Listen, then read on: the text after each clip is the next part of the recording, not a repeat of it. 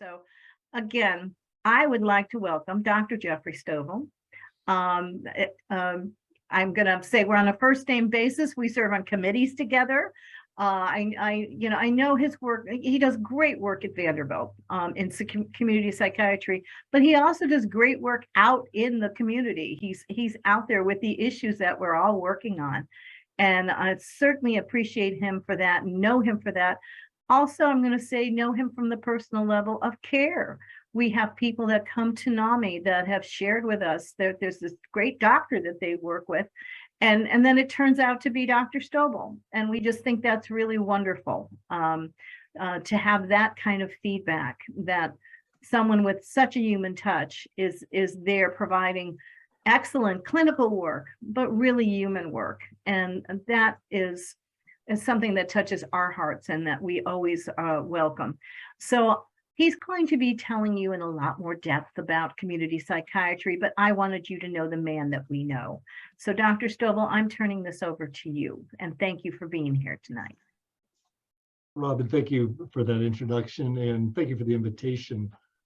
As I talk tonight, I'm going to try to mention 4 things that I think have really changed in terms of the services and care we provide over the 30 or so years that I've done this. And the first one I just have to acknowledge right up front is the role of NAMI, other advocacy groups, consumer groups really have changed the face of what I do as a psychiatrist and the role of treatment in general. So just to start by saying that. And I have done this for about 30 years. I've worked as a psychiatrist in Memphis, in Nashville, in Worcester, Massachusetts, and in Chicago. Certainly each of those places I've had contact with NAMI.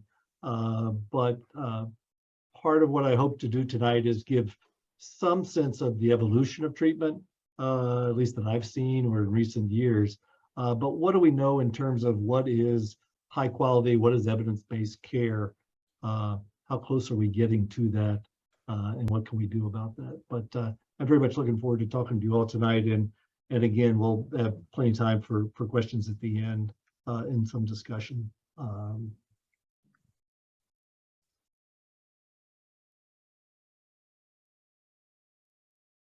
So by just a way to get started, I want to talk a little bit, or I'm going to talk a little bit about what do I mean when I talk about recovery? What do I mean? What's the goal of treatment and how do we get there? I want to talk a little bit about what we know about what are the best practices, or what's the evidence-based treatment, as we say in the lingo, that supports what we do or should be doing. And talk a little bit about how we're doing and what prevents us from doing better and how can we improve. And I know that one of the housekeepers just started vacuuming outside of my office, so tell me if it gets a little rambunctious. Yeah, and we don't hear it, Jeff. Okay, all right. And can I say really quickly, right before the meeting, Jeff mentioned he was with NAMI. He still has his tokens of those other NAMIs from Massachusetts. I mean, this is a NAMI guy. That's really wonderful. Thank you. I know at some point in my life, being able to turn that token in or present that token to somebody is going to help me. So I have held on to those from Massachusetts, from Tennessee for sure. Cool. But I want to start a little bit by talking about the point of treatment and to my mind, or why I do the work that I do as a psychiatrist. The point that I see of providing treatment to people is to help facilitate recovery. And by that, as I think about what recovery means, I think about it as an individual's ability to live a satisfying life, to live a sustainable life, and as a physician to provide some relief from the symptoms and suffering that somebody may be experiencing due to an illness. I think when I started, I probably thought that meant curing people, that probably meant eliminating all symptoms. I've come to understand that that's not possible. And I've come to understand that that's not necessarily a goal that goes along with my sense and an individual sense of what recovery means to them.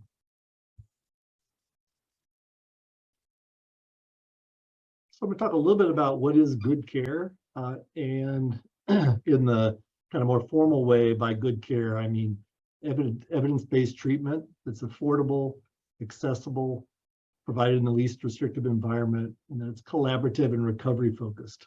What does that mean? It means that it's good care, that there's good science to support why we do it, and that it's accessible to the individuals who need it. And at face value, that sounds pretty straightforward. Why would we do anything else?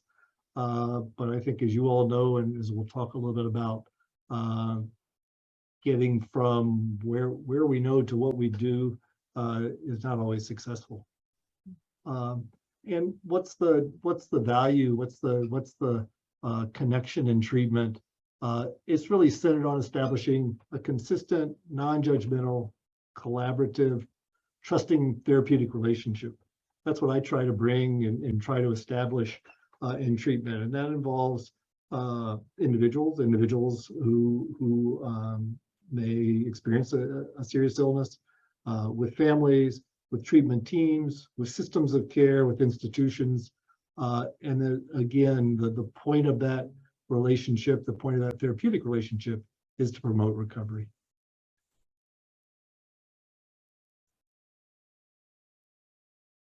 So, and bear with me, as a physician, I'll use kind of medical terms and I'll try to define them as I go, and realize that how I talk about things and how people may experience them are somewhat different. So I'm often being corrected and open to being corrected or educated in that. But by treatment, I mean, you know, what do we provide? What do we do that is treatment within the context of that therapeutic relationship that I talked about? And I'll talk a little bit more about each of these, but one is medication. As a physician, I prescribe medications a lot. One is psychotherapy, and we'll talk about that and what we know about that. And one is a variety of treatments and supports that we have, again, that I refer to as recovery support. And I'll talk a little bit about what those are and what we've learned about the value of that. I'll also talk a little bit about what we mean by treatment in terms of where we provide it. Systems of care are important, and levels of care are important. And I'll talk a little bit about those systems, those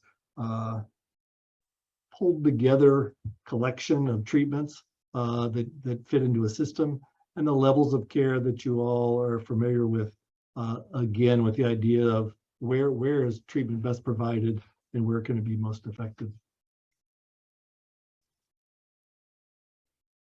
So I'll start by just talking a little bit about medications. Again, trying to think a little bit about what do we know in terms of what's evidence-based and what we know can be effective and what is not.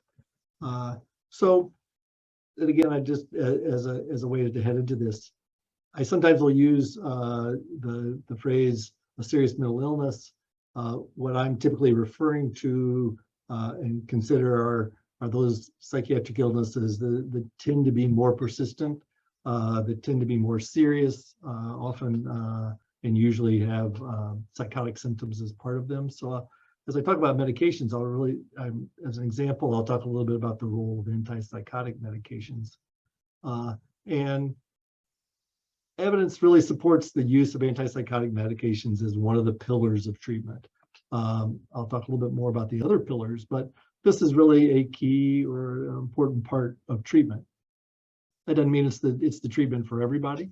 That doesn't mean it's the treatment that stands alone and is necessary for everybody, or that is a have-to part of every treatment. But it really is one of the pillars of treatment as we look at evidence, as we look at different treatment recommendations. We do know that antipsychotic medications can lead to a decrease in symptoms. We know that antipsychotic medications can lead to improvement of quality of life and daily functioning, and studies that look at those issues. We know that antipsychotic medications can reduce the risk of suicide. We know that antipsychotic medications can reduce the risk of aggression or violence from somebody who may be experiencing a serious mental illness. And we also know that antipsychotic medications are not without risk. So there are things we know about medications. I have to say that in my 30 or so years of treatment, medications have not changed very much. This is not one of those areas where there's been great revolution in the time that I've practiced. There are always new medicines coming out. They're always with great fanfare and hope that this will be the medicine that makes a difference. But that has not held to be the case.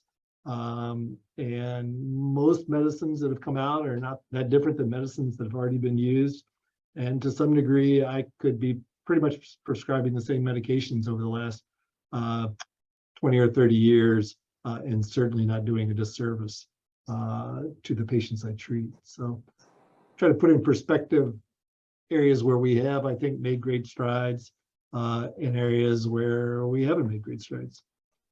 And I will say that it's not because the medicines are so great and we don't have to develop new ones. It's just, I think that our understanding of what we can do with medications and how medications might work has really not progressed that much.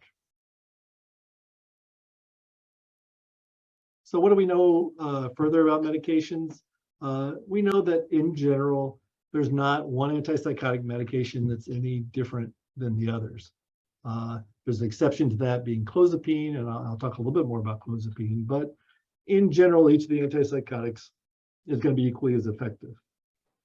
There is difference. There's reasons to use an individual antipsychotic versus another one with somebody, but in terms of in a general group of patients, they're all going to be equally as effective.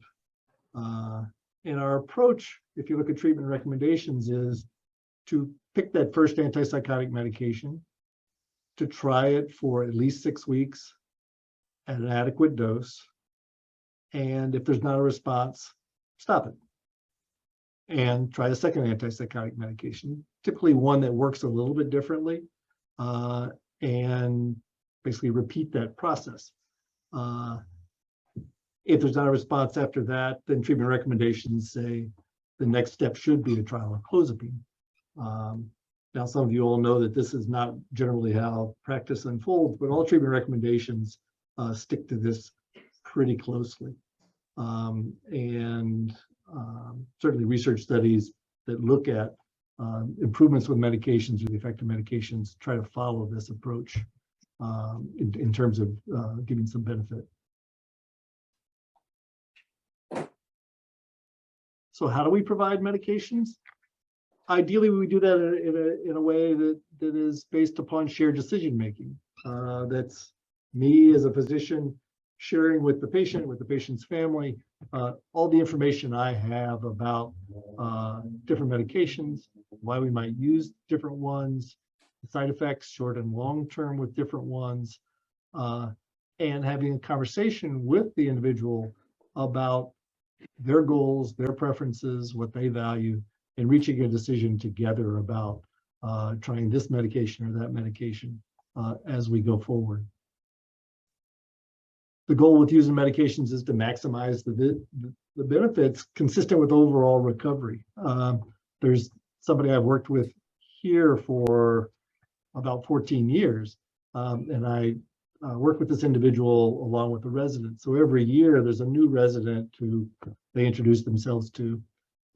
And they always laugh as they introduce themselves to the next resident by saying, now, Dr. Stovall is going to tell you to increase the dose of my medication.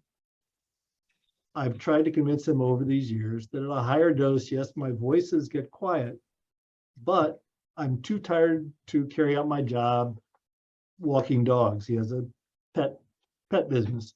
And he jokes and basically says, so you, the resident, I want you to hear me that even though I can get rid of the voices at a higher dose, I can't live my life in the way that I want to. He and I, this is kind of our running joke as he meets each new resident. But for me, it's always a reminder of I have to balance what I think I might accomplish with a medication with what the individual values, what's important, and how does it fit into the bigger picture of their recovery. Part of that and how we provide medications is really minimizing side effects. Significant side effects with all of the antipsychotic psychotic medications are possible. We have ways to try to prevent, to try to manage, to try to treat some of those side effects, but certainly to be in tune with that, to be upfront about that and talk about that. And finally, it doesn't do much good to prescribe medication that's not affordable, that's not accessible for the individual, and not always something that in organized psychiatry we pay enough attention to, but it doesn't do any good to provide something or offer something that the individual can't get. So what do we know about psychotherapy? And I think I said that there are going to be 3 or 4 things I want to highlight that significantly have changed in the course of my treatment or my work. Unlike medications, which have not changed that much, psychotherapy has been tremendously, I would say, revolutionized over the course of the years that I've done this. Really going from periods of time when psychotherapy was not seen at all as a valuable part of the treatment, even potentially a counterproductive part of the treatment, to say, well, psychotherapy has a role, but it's really not much beyond supportive therapy around advice giving, kind of companionship. Not to disvalue that, but that was seen as the role of psychotherapy and for psychotherapists. In recent years, there's been significant advances in coming to understand that psychotherapy is another pillar of the treatment for individuals with serious mental illness, and can have a remarkable impact upon symptoms, upon the individual's quality of life, and upon their daily functioning in a social way, in an occupational way. And I mentioned here 2 forms of psychotherapy that are the most based in evidence, the most widely appreciated as being effective treatments: cognitive behavioral therapy for psychosis, which builds upon some of the principles and other forms of cognitive behavioral therapy, and really based around helping the individual learn how their thoughts, how their behaviors, how their feelings are all connected, and that can lead to a change in behaviors. The other is cognitive remediation therapy, which tries to do the same thing in developing cognitive abilities, cognitive skills. One thing that has become clear with both of these therapies is that neither one is necessarily intended or is not intended to be a long-term, lifetime intervention. We're talking about treatments that could be carried out over 12, 16, 20 weeks, with the idea that the individual is learning skills, is developing in a way where, in effect, they can become their own therapist, or that they carry those skills with them. Again, a real change in how we might have approached psychotherapy not even that many years ago, 20 years ago, certainly.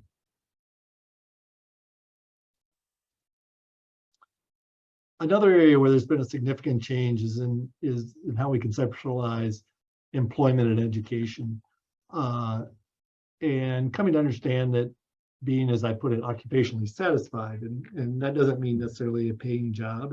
For some people it will be, for some people it might be education, for some people it might be voluntary, but being occupied in a satisfactory way, in a fulfilling way, is part of recovery, is a goal of recovery. And it's also a means to recovery, that being occupied in a productive way, in a satisfying way, is a treatment, is therapeutic, has positive effects. That too is something that has changed greatly over the years, just an understanding of the power of work, of school, in recovery, and that individuals with serious mental illness want to work, can work, should certainly be given the opportunity to work. And that's a very different concept from not even too many years ago. And the idea that this work, particularly around employment, needs to be competitive employment. It doesn't have to be in what may have been more sheltered environments, more kind of skill building, sheltered environments, rather that with support and training, competitive employment is really the gold standard. The model that we talk about is individual placement and support around that, and the individuals who provide that support, supported employment and education specialists really are the ones who can work in it with an individual to help them move toward competitive employment.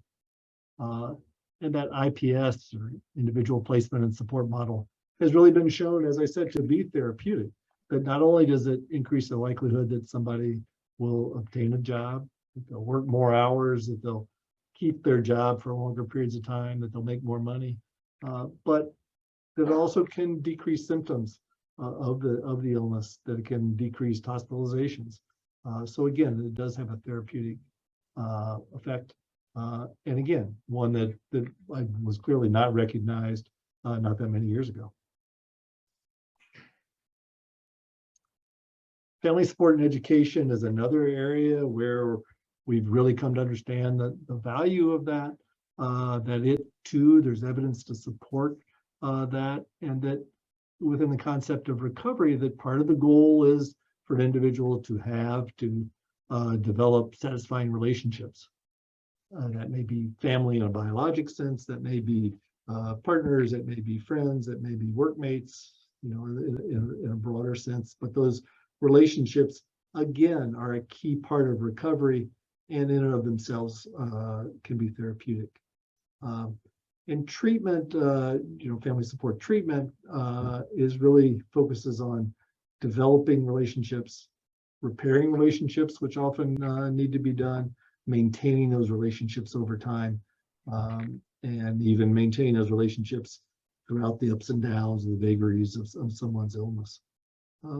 There are several different ways that family support and education can be carried out. Different settings applied in different ways. Often education is a significant part of it. Support for families who also may be bearing part of the burden of the illness.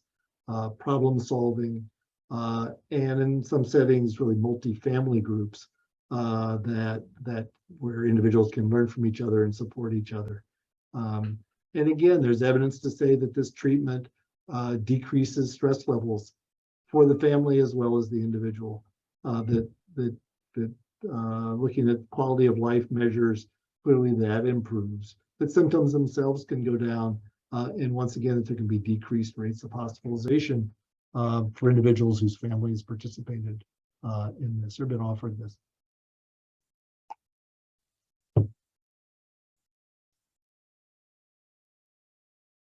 Another thing is I kind of was thinking about this, about what's new from when I started. The whole idea, the acceptance, the importance, the development of peer support, that an individual who has lived experience is a valuable person in the treatment and the connection for that individual who is in treatment, who is being treated for a serious mental illness. The development of the concept and positions of the certified peer recovery specialists has been one of those areas where we've really come to understand the importance. And I think one of those things where advocacy groups, individuals with lived experience have really pushed, certainly psychiatrists like me and others, to recognize there's a partnership here, that there's things that I don't know from my training, from my experience. Hopefully there's some things I know, but there's some things I certainly just don't have an idea of, and the importance of recognizing that a certified peer recovery specialist is an equal partner in that treatment and plays an extremely valuable role for a lot of people. Evidence or studies have shown that working with peer recovery specialists can decrease an individual's stress, clearly promotes engagement in other treatment, and the peer recovery specialists are often the bridge to treatment, or the bridge to more formal treatment that I think about, and increases the individual's level of satisfaction over time. As an aside, even the family-to-family work within NAMI is really a form of peer specialist. Parenthetically, that kind of work, as families can work together to learn from each other, to promote the engagement from different families, and really parallel some of that work of an individual certified peer counselor. But again, good evidence to support the value of that. And that's clearly been a significant improvement in recent years. And treatment for co-occurring disorders. Certainly, again, looking at where I think the field, if you will, started 25 years ago, where, as many of you all know, it was a concept that, well, there was mental illness and there were addictions, and never the two shall meet. And if they do meet in the same individual, then it was really kind of up for that individual to decide which one are they going to take care of first, and then come back after you've got that taken care of. Part of the flaw in that was it didn't work. Part of the flaw in that is it didn't recognize that it was just one individual who had several things that they were grappling with. It didn't understand the connection between a serious mental illness, why somebody may be using substances. In the systems, even if you tried to go get treatment for one and say, okay, well, I'm gonna go take care of my addiction first, and then I'll come back and get some treatment for my schizophrenia. Systems didn't have open doors for individuals who would come in, and the individual would say, okay, I'm here for treatment of my addiction, and more than likely be told, well, first go take care of your schizophrenia, and kind of bounce around. And most people don't bounce too many times before they give up or get worn out. Really an understanding now that that doesn't work. It probably took us too long to figure that out, but that there has to be a different way of doing that. And a recognition that over half of the individuals with serious mental illness have a co-occurring addiction that's significant, and really has significantly increased rates of misuse of alcohol, marijuana, nicotine, smoking, and I'll talk about that later. Probably one of the particularly significant co-occurring disorders.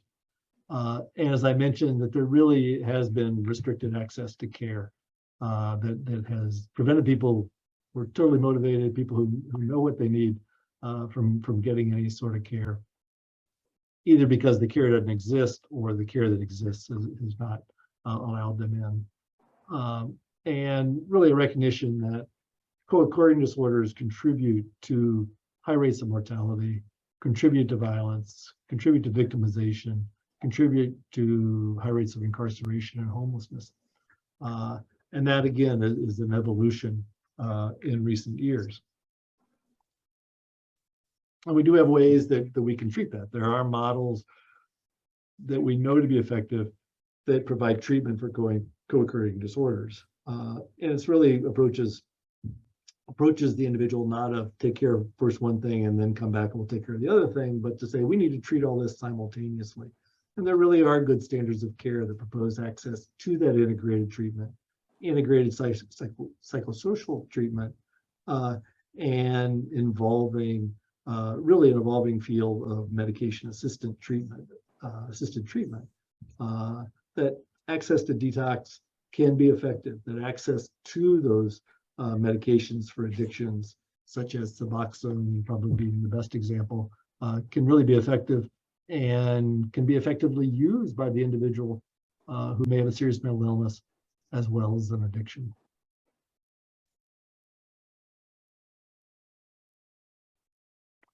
Another area is just the learning how to adequately treat medical illnesses in people with serious mental illness, for people with serious mental illness. It starts by recognizing that they exist, that individuals with schizophrenia, for example, are 3 times more likely to die each year than someone their age without schizophrenia. And recognizing that individuals with schizophrenia die substantially younger than individuals without schizophrenia. And coming to understand why is that? Substance use, as I mentioned, is a huge contributing factor. As a psychiatrist, I have to recognize the role that medications might play for some people. Behaviors, or what some people may refer to as lifestyle, how they eat, how somebody eats, how they exercise, clearly plays a role. Poverty contributes to inadequate medical treatment, and often people with serious mental illness have fewer resources to access that care, or have care in the same way that, say, getting access to addiction treatment is difficult for somebody getting access to medical treatment. So I've certainly heard other medical providers say, well, we don't really offer that individual who has diabetes the same treatment because they have schizophrenia and they're probably not going to be able to work with our nutritionist. Now, I think, again, those ideas are changing, but I think there has been a bias as well as the structural impediments to care that have contributed to this inadequate treatment of medical illness. And we've learned, again, that people with serious mental illness can certainly have their medical problems treated, that there are models for doing that, that there really are good models of integrated treatment for psychiatric illnesses and serious medical illnesses. But we definitely know that there are high rates of cardiac disease, pulmonary disease, intercalagic diseases, infectious diseases, incredibly higher rates of illnesses like HIV, like the effects of COVID, of hepatitis C, and also in terms of contributing to higher rates of mortality are the high rates of death due to suicide and accidents. But the number one cause of that earlier death are cardiovascular diseases. So again, we do know that treatment works. We know that individuals can stop smoking. We know that individuals can change their diet. We know that individuals can change their exercise habits. And we know that there are treatments that can reduce the risk of suicide. We know that we can reduce the risk of overall mortality rates. We know that we can use medications in a way that are safer than perhaps we've done over the years.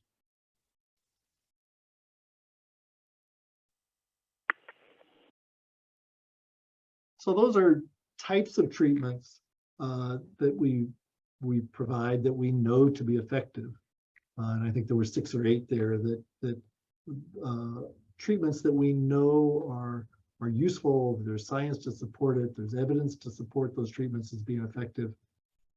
But I think as an individual, as a patient coming to care, I would say, well, how do I get all this? Does that mean I go to 8 places, which turns out to be 10 places because somebody's full or there's a waiting list here? How do I get all that care, which is going to be pretty overwhelming? Where is there a place that I can get that?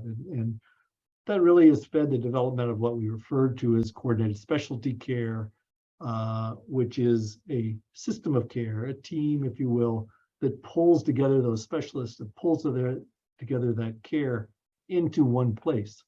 So for an individual, they're not going to 8 different clinics. They're not going to 8 different places, but they're coming to one place, which may be a virtual place, but they're coming to one place to get that treatment. That coordinated specialty care has been most clearly defined and most clearly been effective for individuals with first episode or early episode psychosis, where there really are some very powerful models and very powerful team concepts and systems of care that can be effective in providing treatment, providing that really what can be a very diverse treatment, but providing it in one place. That's really built upon a somewhat older model of care, a system of care, the assertive community treatment team, which applied that same concept in a somewhat different way. And as I said, there really are good systems of care, models of care of how to integrate primary care services into mental health services. And that's a little bit different than other places with psychiatric care where the model has really been, how do we bring mental health services into particularly the primary care office? That can work to some degree with for individuals with serious mental illness, but what's really been shown to be more effective is how do we bring the primary care services into those places where, for example, the coordinated specialty care teams may be. How do we give individuals access to that really primary care level of care? And then to talk a little bit about levels of care.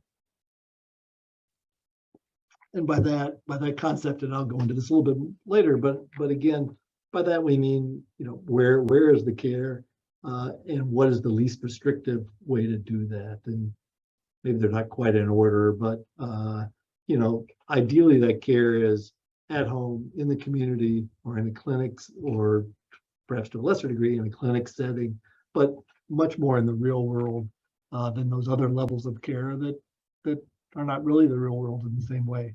The emergency room, the hospital, or the jail, or the prison, where unfortunately many individuals may end up.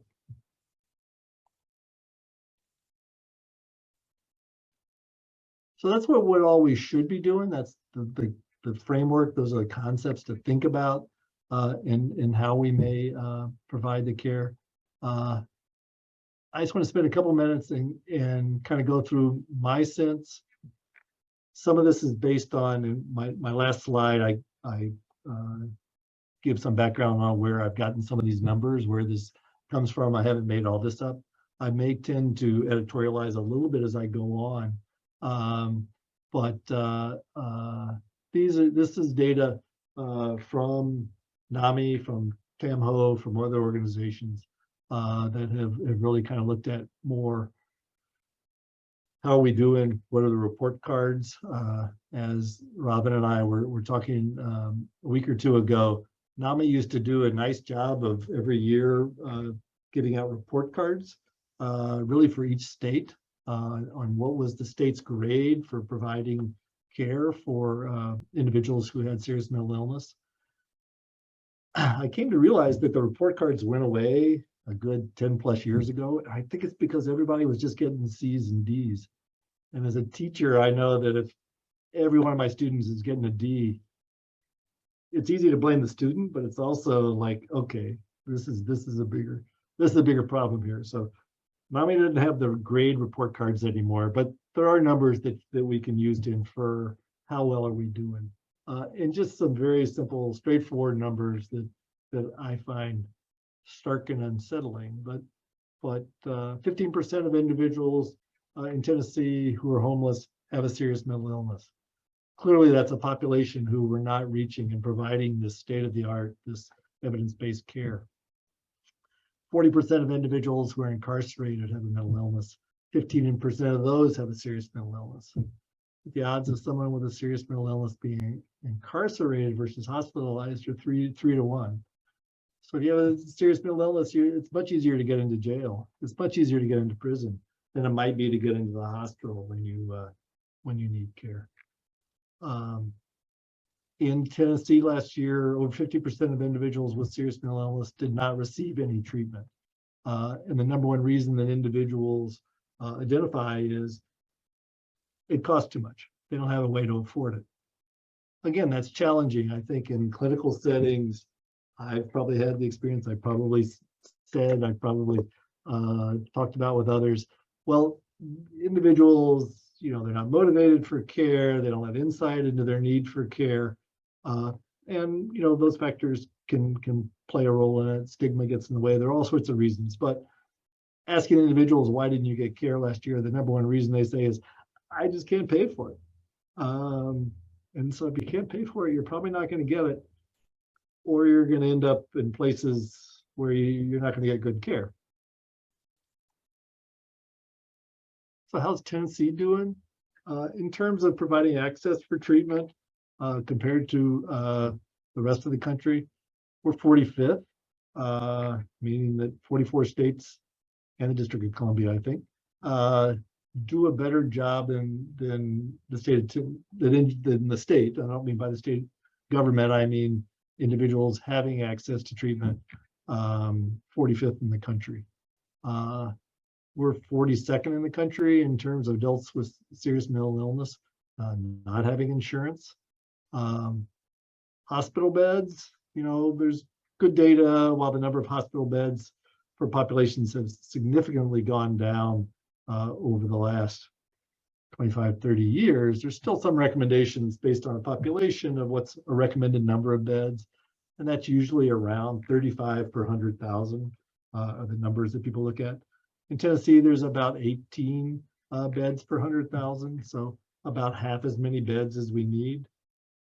Any of y'all who've waited to get into the hospital, worked in a hospital, had a family member trying to get into the hospital, I certainly see in my work in the emergency room individuals who stay 3, 4, 5 days waiting for a hospital bed. not the best way to provide care, not effective care. And that over the last 5 years, there's been a 41% increase in emergency room visits, where the primary problem is psychiatric in nature. So clearly the services, the needs, the people are not all lining up. Talking using medications as an example, again, that's just something I know from my day-to-day work, is even just looking at, so are we providing what the evidence-based best medication treatments are? So lots of studies have looked at this. 75% of people will have a positive response to really that first antipsychotic. You know, went through that algorithm of first we try one, that doesn't work, we try two, and then we go on. But most people will have a good response to, in fact, whichever antipsychotic we choose first. For those who don't respond, even with the treatment algorithms that tell us to pick a different one, only about 17% of those individuals who are going to respond to that second medication. So either you respond to the first one, or even though your psychiatrist like me might say, well, let's try this one, let's try this one, let's try this one, and 7 medicines down the road, you're still not having a response. In general, we could predict that at that first, after that first medication when there isn't a response. But we do know that of those individuals who don't respond to that first medication, most 75% are going to respond if we use clozapine. And we know that over time, about 30% of individuals who have schizophrenia are going to be what is defined in research studies as treatment resistant, don't respond to medications. But we know that 60% of those individuals do respond to clozapine. So putting all that together, about 20% of individuals with schizophrenia should be, or the recommendations would be that they take clozapine. The people who are treatment resistant, people with a high risk of suicide, people with a history of serious aggression. So about 20% of individuals with schizophrenia would benefit from being on clozapine.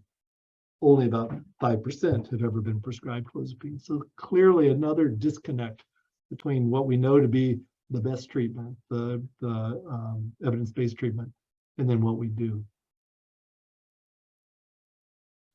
So what gets in the way? Why aren't we doing a better job? Why aren't we providing the highest quality of care?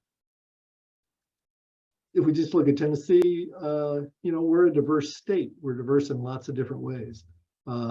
There's urban areas, there's rural areas, there are places that are close to treatment, there are places that are far away from treatment, and services don't exist in every aspect of the state. My family is from Huntland, Tennessee, which is down around Winchester, and there's not much first episode psychosis treatment available there. There's not this plethora of psychologists providing really the state-of-the-art psychotherapy. And so depending on where you live is going to determine what you have access to. We don't always do a very good job of having a service that's available to every member within the community. Are our services culturally appropriate? Do individuals see a familiar looking face when they go there? Do they feel welcomed when they come for a service? We don't do a great job about that. And I often wonder if we operate with kind of a collective pessimism, a collective bias, that I'm not sure, again, speaking from the treatment community, speaking as a psychiatrist, I'm not sure we know that there's treatment out there that work. I think I see that, as I look at prescribing patterns, or even talk to colleagues, I don't think there's the recognition of, gosh, there really are, however many I listed, 6 or 8 treatments that if we combine them together, we know that can be effective. What else is getting in the way? Well, my patients tell me, individuals with serious illness tell me that we're not offering anything that they can afford. So if you can't afford it, it doesn't matter what's available. And we don't have affordable services. I sometimes think that what I'm offering, what I'm serving at my restaurant is not what people want to eat. There's not always a match between what I say, well, this is what I can offer you, and what the individual is looking for. And I think I go back to thinking about the concepts of recovery as pointing that out. And the individual who pointed out to me, Stovall, we're not trying to get rid of my voices, we're trying to help me run my business here. Are there staff to provide the services? One other ranking in Tennessee from TAMHO is that Tennessee is 44th in workforce availability. There just aren't enough people to provide the care that we know to be effective. And again, kind of going back to rural nature, but also the urban parts of the state. The 95% of Tennesseans live in what are designated as mental health professional shortage areas. Again, there aren't enough people trained in providing the services, and the services that do exist aren't necessarily close to where people live.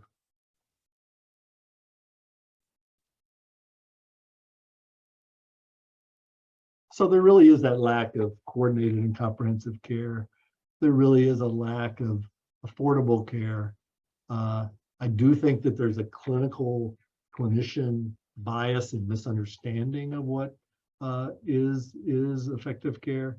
And I think there's a misunderstanding of what the risks are around treatment. That understanding, for example, again, I keep going back to the example of clozapine, that despite the risks around clozapine, and we can talk about that, that actually mortality rates fall when an individual takes clozapine. And again, I think we don't always do a good job of educating ourselves, of understanding that, and talking with individuals we work with. So what can make a difference? We know that the earlier we identify an individual who may be developing a serious mental illness, the earlier we get them access to evidence-based care, the better the outcome, the less they suffer, the better they do. We have to keep pushing to expand that what we know as a state-of-the-art treatment, to push that across the state, particularly to areas that are less well served. We live in a world where you have to have insurance to get care, and unless we look at healthcare as a right, people aren't going to get treatment. So we shouldn't be surprised when we see bad numbers. And there really is some interesting data now that's really been driven, I think, by the pandemic. That's kind of caused a natural experiment to show that use of telehealth can greatly improve access, but improve outcomes. We're here involved in a study looking at that question with individuals with first episode psychosis, but there's already studies being done that shows not necessarily comparing telehealth to in-person care, but for people who don't have access to in-person care, telehealth is better than no care.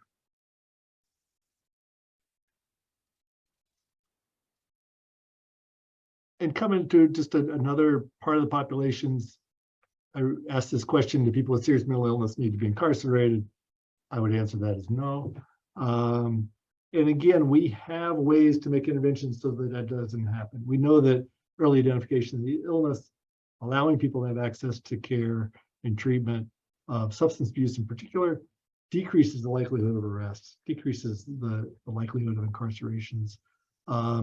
There are models for this. There are what referred to as crisis intervention teams, which partner the police with mental health professionals. Robin and I and others have been involved in an effort to have that model starting in Nashville. And I think, Robin, we now have 3 or 4 of the precincts in Nashville covered by those teams. Yeah, so we started out with the North Precinct and Hermitage, and 6 months in, it was so successful that the determination was made that we're gonna train everybody, that we could. So what we're seeing in the training, because we participate in it, is people from a variety of different precincts. And so we've had trainings in North and Midtown, but people are coming from several different precincts. So again, rolling out good models of care, honestly, I decided to become a psychiatrist because when I was in medical school in Memphis, where a lot of one of the early models of these crisis intervention teams was developed 30 years ago, I saw how the early versions of those teams worked, and I thought, wow, this is really pretty cool. And now here we are 30 years later in Nashville, you know, a year or two into developing teams here. It's not that we didn't understand the science and we didn't implement it. And finally, around the question of incarceration, there are good models.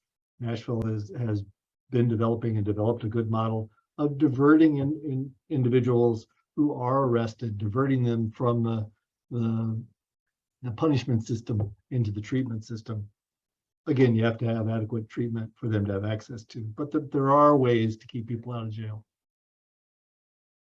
And again, the goal of treatment is recovery, is independence, is engagement in meaningful activities, is maintaining meaningful relationships, and minimizing the burden of the symptoms. So how do we promote recovery? I'll go back to probably one of my first slides, is that we keep developing, that we utilize evidence-based care, that we do it in a way that's affordable, accessible, that's in the least restrictive environment, that's a collaborative recovery-focused relationship and model, and that things can change. Education changes things, optimism changes things, advocacy changes things, and action can change things. So I think we can keep moving forward. I'm reminded how slow it is. I'm also have optimism because we know that there's some forms of treatment that work. It's putting them into play that can be tough. So that said, I'll stop there. I really want to have a discussion. I'm open to questions, and Robin and Don, maybe you can help field the questions or repeat them for people, and we can go from there. But thank you. Thank you, Jeff. Thank you very much. I think that was very comprehensive and covered a lot of different areas that fall into community psychiatry. So what we'd like to do, folks, if you would, those of you that have access to the chat, go ahead and use the chat for your questions. And Don and I will make sure that Jeff has those. And if you have called in, you can text to either Don or I, and we'll make sure that your question gets heard. So we really appreciate that. We've covered a lot of different things here. You've gone from clinical treatment in psychiatry in terms of therapies, cognitive behavioral therapies, covered medication, we've covered co-occurring disorders. And while we're waiting for people to generate some questions, Jeff, you had mentioned, you know, cigarettes and that kind of an addiction. You want to expand on that a little bit? Why we see so many people with severe mental illness that are smoking? Well, I mean, I think cigarettes have often been marketed to poor people, and advertising and marketing works. Smoking is an addictive thing, and it's widely available for people who may have limited access to other things. What's difficult is then once you become addicted is how do you stop something? Yeah. And if you're grappling with a number of other things, symptoms, unemployment, housing, this and that, stopping smoking may become a lesser priority in the moment. But we know it's one of the most significant contributors to that increase in mortality rates that I talked about. Okay. Nice treatments have been developed for smoking cessation in recent years, but certainly there's been, again, that bias that I talked about, well, we can't use, say, those medications for people with serious mental illness because they'll make the mental illness worse. So we won't offer them those treatments that we know to be effective. Again, when we look at the science of that, when we do studies on that, we say, no, you can help anybody stop smoking. There are ways to help people stop smoking. Those medications you can use, and they can help people stop smoking. But we have to know that and implement it. Dr. Stovall, we have a question in the chat. We've got, how do you approach, oh, sorry, We've got two. Give me just a second. All right.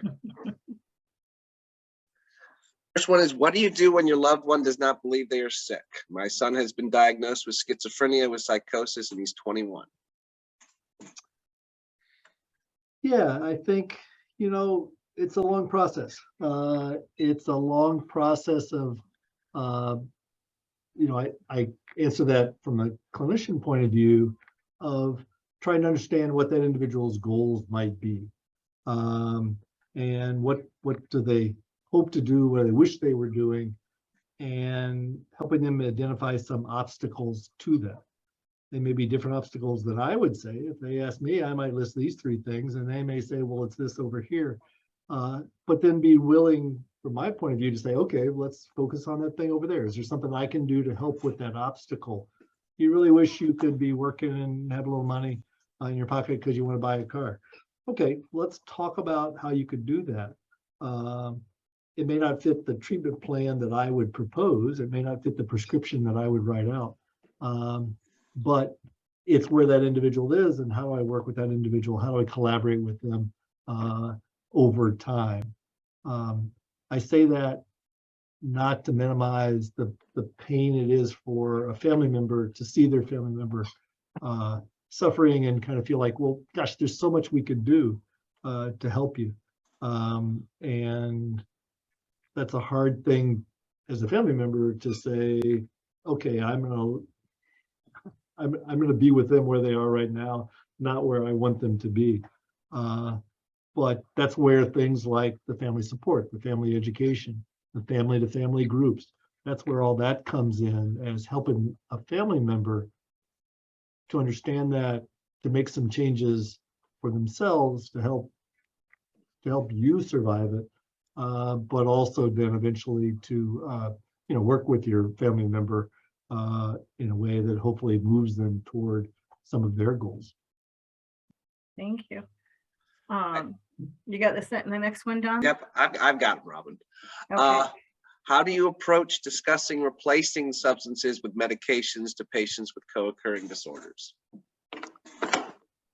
So again, I think I often start by trying to get to know the individual, but understand what their goals are. And if the goal is, I wish I had a little more money in my pocket so I could buy X, Y, or Z. Well, let's think about where your money's going now.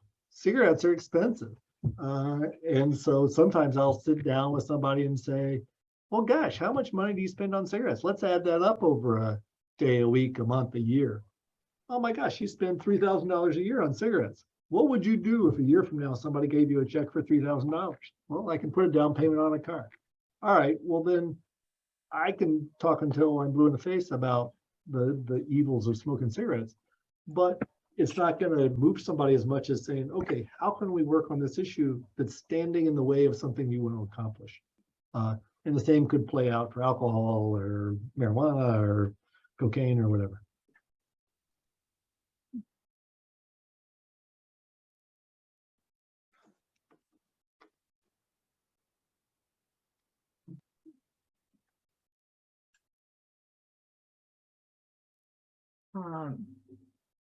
So we do have a few more things in the chat, and so someone has mentioned that, by the way, they appreciated your presentation, and it says throughout your career you've mentioned how medication types haven't really expanded, but have you seen more of the normalization, in quotes, of medication adherence amongst patients, especially in the younger generation?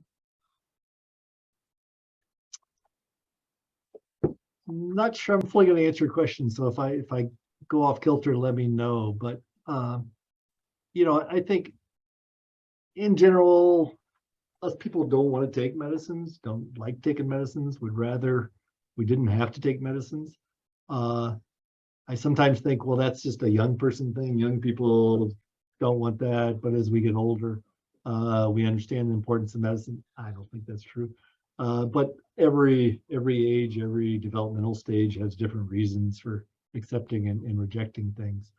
So I don't know that has changed that much. It just plays out differently over time, and different individuals have different things that they're concerned about. For some people, it's that I don't want to give up control. For some people, I don't want to gain weight.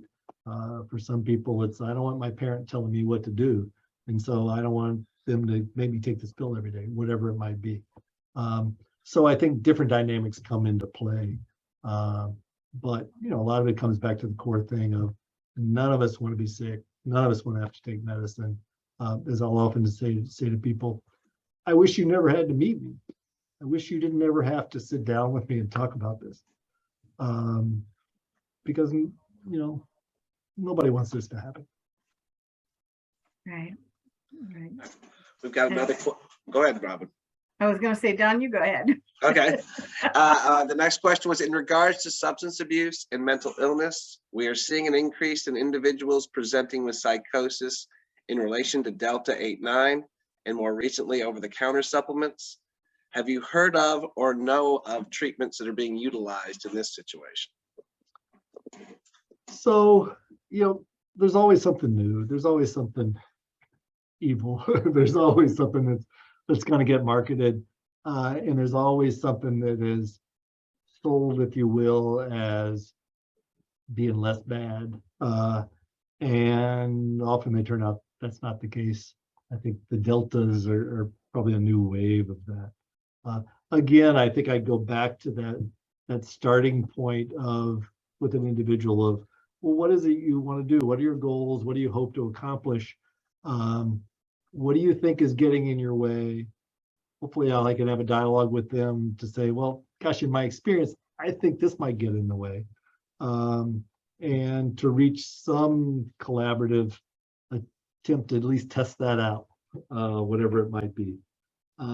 Unlike several substances of abuse, there really aren't good pharmacologic treatments for THC, marijuana, and the different versions of that, as opposed to alcohol, opiates, and other drugs of abuse. So there's not that sort of medication-assisted treatment so much. But again, it goes back to trying to reach a collaborative understanding of, okay, this is the goal you're working on. We've identified some obstacles, and let's try some different things to eliminate or minimize those.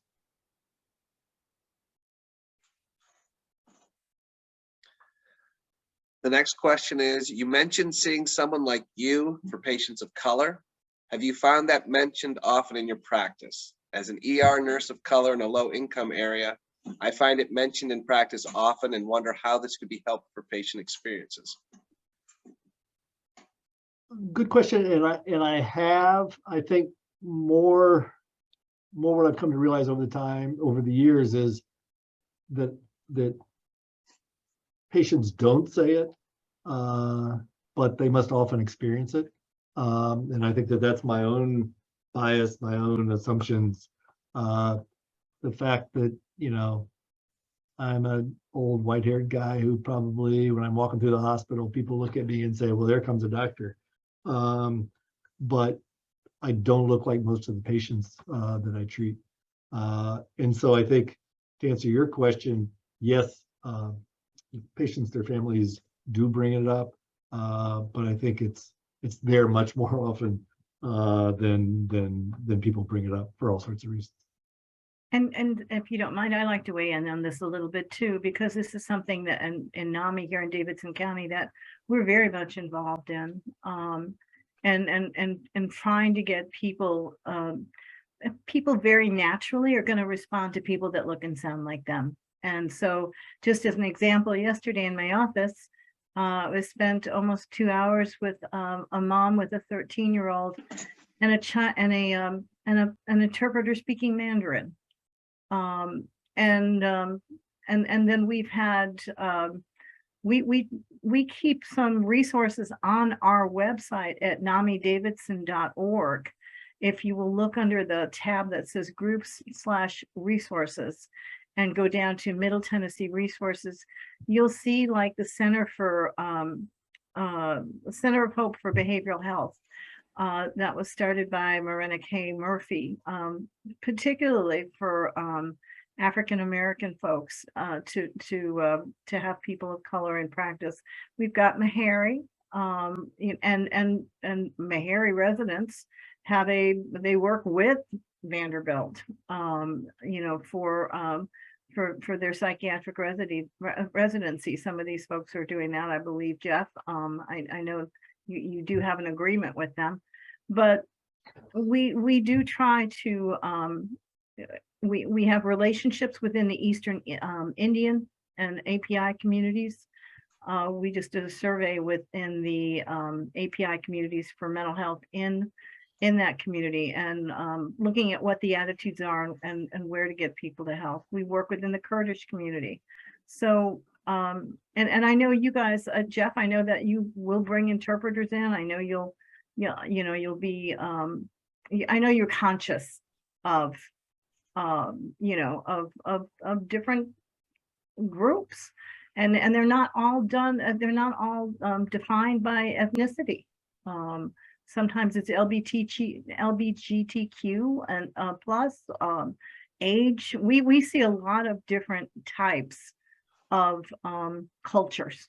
And so. And I will mention, we've also had at least one person in our support group who was was deaf, and we had an interpreter come in with American Sign Language. Yeah, that thanks, Don. That went pretty well. We had the interpreter who was off screen, and the person that was as part of the group on screen, and that went pretty well, actually.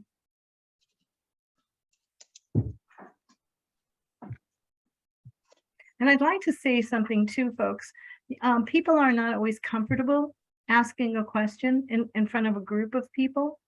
So, if that is the case for you, we would be more than happy to collect some questions, and Dr. Stovall, it wouldn't be tonight that we would respond to them, but we could respond to them, during the day at another time. But if you have any questions, please feel free to reach out to us. We know that sometimes you don't want to do this in front of the group, and we understand that. So you can reach out to Don in the chat, or Don, some of you are familiar with Don's email address, which is outreach@namidavidson.org. And if there is anything that you would like us to pursue further, or you'd like more information on that you don't want to share in front of everybody tonight, please feel free to do that. We always welcome that. So so we've got just a few minutes more here to see if there are any other questions. We really appreciate it. Dr. Stovall, is there anything else that you can think of that you'd like to share? No, again, I just want to thank you all for inviting me. I totally appreciate and respect the work you do and that you allow me to do with you. And love having you. Just second what you were saying, Robin, I'm certainly, if there are questions that come up down the road, you know how to track me down, and I'm happy to answer those. So I do appreciate being here tonight, and thank you all for inviting me. Well, thank you. And we would like to share with the group that we've already shared that we have our event on Saturday, which is you can find on namidavidson.org. You can find all the information on how to register and all the information on attending the Labyrinth Glow Walk for Hope and Renewal. The other thing I would like to share with people is we do have our support groups that are coming up next week. We will have our first Wednesday support group, which is a mixed group for families and people with lived experience. And then the following Thursday night, we will have our Friends Supporting Friends peer social engagement group for an hour. Be sure to, the services that we offer are generally going to be free. So don't hesitate to ask about those, and just take a look at the website, see what else is there that might suit you. So folks, we're going to wrap this up tonight. We're going to thank you so much for coming. Again, I'm going to thank Dr. Stovall. Do you know how to hit your reactions there to clap your hands? I see that Tracy's got hers going. You've got reactions down there where you can do that. And we so appreciate the partnership that we have with Vanderbilt, and particularly we can reach out to Dr. Stovall at any time. It's just wonderful. We really appreciate that openness. Thank you so much. And the rest of you, I do hope you'll have a, Well, Oh, before we good. go, Robin, ahead. I did want to put in next week, we also have on Tuesday night, thank you. an education session. It's virtual, just like this one. It's from 6:30 to 8 with Dr. Joseph Pandit. It is entitled Understanding Psychiatric Medications. So please feel free to sign up on our website, or if you have any questions, email me directly at outreach@namidavidson.org. Thank you so much for that, Donna. Dr. Pandit and Dr. Stovall have come out to us many times before, and they're both excellent. So it's a nice opportunity for you folks to learn. All right, good night, all.